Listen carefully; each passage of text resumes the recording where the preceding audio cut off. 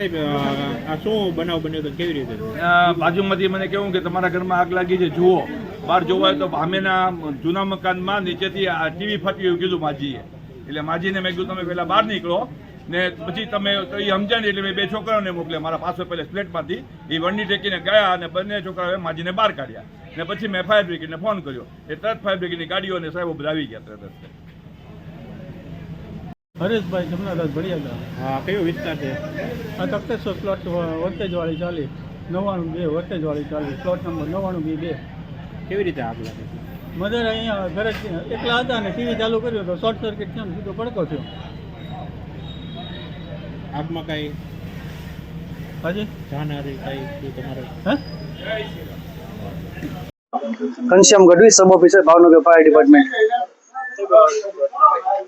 અમને કંટ્રોલ રૂમમાં કોલ મળેલ કે કાળા નાળામાં હશે હોટલની સામે એક મકાન છે, તેમાં આગ લાગેલી અને મકાન લાકડા નહોતું અને એક માજી હતા તે સુતેલા. તેમને પહેલા રેસ્ક્યુ કરીને બહાર કાઢી લીધેલ છે અને આગ ઉપર સંપૂર્ણ કાબુ મેળવી લીધેલ છે.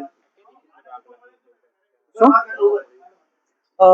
શોર્ટ સર્કિટના કારણે આગ લાગેલો તેવું જાણવા મળી રહ્યું છે. બાકી આગળ તપાસનો વિષય છે.